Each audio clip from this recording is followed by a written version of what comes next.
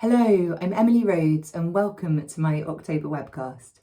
October is Black History Month and this year we're going to be talking about To Sir with Love by E.R Braithwaite. It's a title with which some of you might be familiar from the hit film starring Sidney Poitier as the teacher and a young Lulu as one of the students. The book, the film's very much based on the book, but there are some real differences, particularly in the sort of narrative structure, and that, well, one real difference is that the mixed race love affair is just kind of taken out of the film, which Braithwaite himself really objected to. So, who was Braithwaite? What is this book? Let me tell you a little bit about it. This book is set immediately after the Second World War in the East End of London.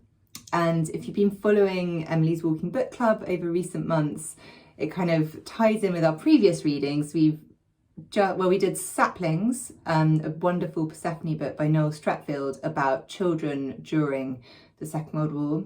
Then we did The World, My Wilderness by Rose Macaulay, which is immediately after the Second World War and set in the kind of bomb sites of the city.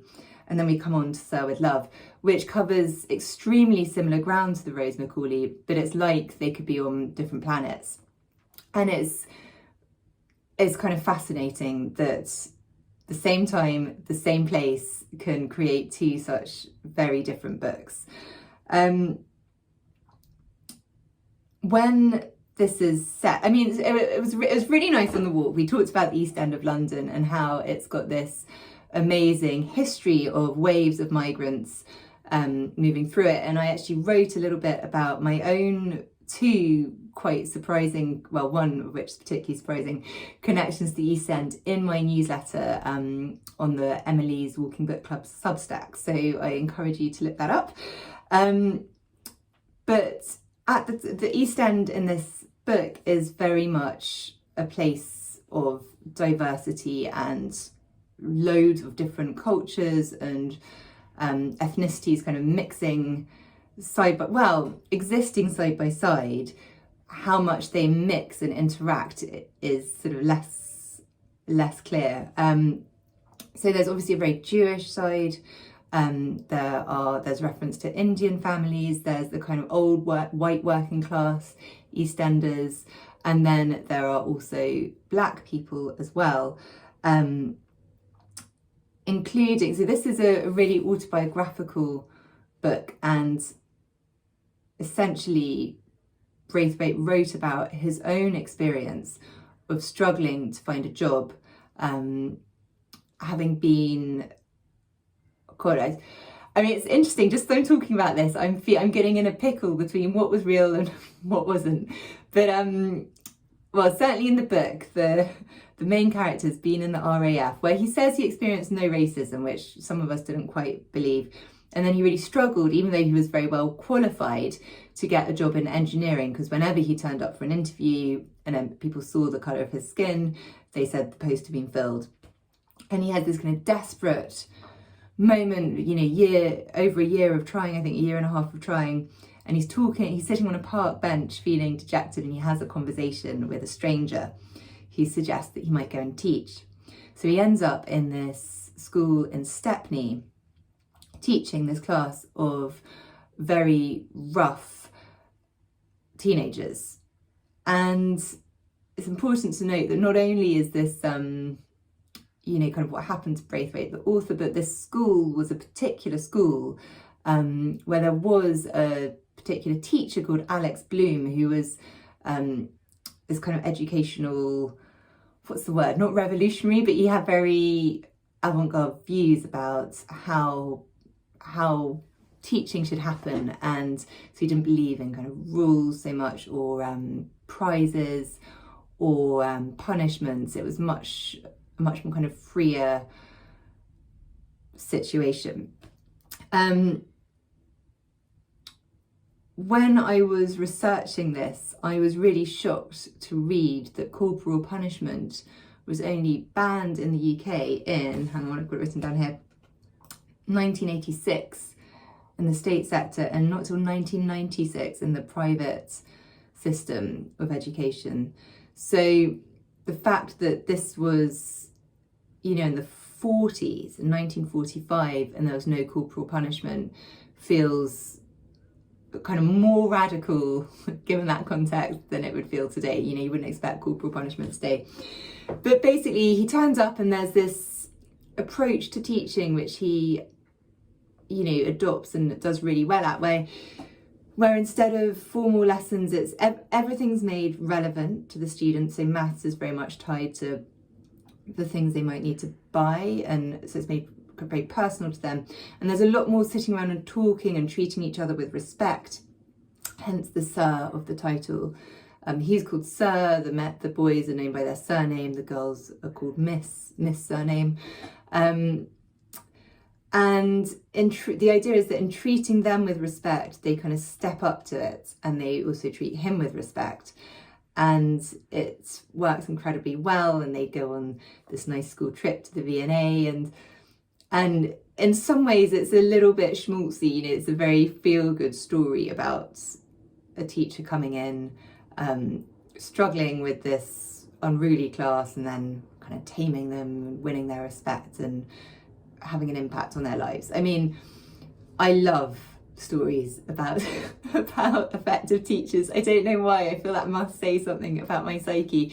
There are loads of teachers in the Walking Book Club, and it was really interesting to hear their take on the book. And I think if you are a teacher, or if you know a teacher, this would make a really interesting read for them, in the way it talks about teaching methods at that time. It does also really explore a teacher's relationship with their students. And I mean, particularly with teenagers, and that difficult thing of a teenager being, certainly in this book, really not being a child, you know, really living outside of school in very adult situations. You know, there's one girl in particular who looks after all the other children. And I think there's one moment where she brings the new baby into school one day, so that she can still attend class, but she's got to help her mum out and look after the baby. So that's her solution. There's a bit in the book which isn't in the film, where one of the kids, the teacher has to go and defend one of the children in court. And while he's in court, you see this other girl before him, and I think she's 14, and she's pregnant, and you get this feeling that they're in a very adult surroundings, a lot of toughness going on. It's a very deprived life, and that's mentioned again and again in the book. But that school can be a safe space for them, and a space of potential. But there's a lot, there's a line that, you know, cannot be crossed between a teacher and a student. And I think this book really shows how difficult it is to draw that line, when that in particular there's a dance at the end, and one student, Pamela Dare, is you know, daringly, you know, she's a young woman basically, and it feels as though he's quite attracted to her, and that felt extremely uncomfortable to read. Nothing actually happens between them, but we did wonder if it felt like it would be impossible to write this book like that today. It would just feel way too inappropriate. Another really inappropriate thing about this book is that he keeps talking about the girls' breasts, not just Pamela's, but like all of the teachers and students. And many of us had a real problem with that. I was trying to think if there was a reason for that, or if it was just of its time, you know, unfortunate. I wondered if it were a reaction against everyone responding to the colour of his skin, you know, his appearance, and in particular the kind of sexual connotations that are made quite explicit in the book, of this kind of big, threatening black guy. if his reaction to that is to describe the physical appearance of, you know, his observers. But I'm not, people weren't that convinced by that explanation, actually felt it was problematic. And actually, I think there is quite a lot that is problematic about this book. The plot line isn't great. You know, this love affair between him and this white Jewish teacher, it doesn't feel hugely believable or that we really care. And it slightly feels undermined by his attraction towards his student.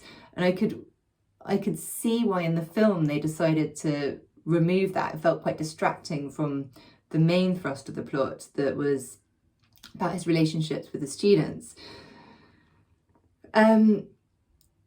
However, I think there is much that is brilliant about this book. I think its portrait of the East End at this time, this portrait of racism being completely institutional and inescapable, and in particular the portrait of Sir's way of responding to that racism is very interesting. I won't read that much out, but just a tiny bit where it kind of builds this big climax where he takes the white Jewish teacher out for dinner at a smart restaurant in Chelsea, and the waiter purposefully spills his soup, and she goes home and she kind of lays into him and is like, why do you never react? You know, time and again we've seen people be really rude and racist to him, and every time he just rises above it, he doesn't respond, and often other people respond for him. You know, there's a scene on the tube where his students kind of lay in some people who are being rude about him, and he says, you know, what good would that have done? It wouldn't help, it never helps.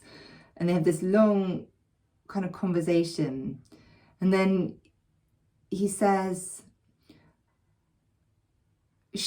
how do you take it so calmly, Rick? Don't you mind about it? And he says, mind?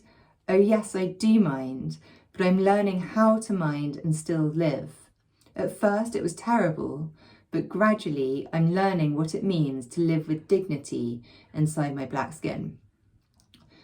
And I felt this was a really important point. You know, we can always choose our reaction. I think we have all, I would imagine that pretty much everyone has experienced prejudice of some kind or another, whether that's because of your skin, or because of your religion, or because of your sex, or because of your age, or because of your accent. You know, everybody is prejudiced. And actually a really interesting thing in this book is that I picked it up expecting it to be all about prejudice against the main character, Sir, but he shows himself to be incredibly prejudiced and quite snobby against the kind of crudeness of his white working class students.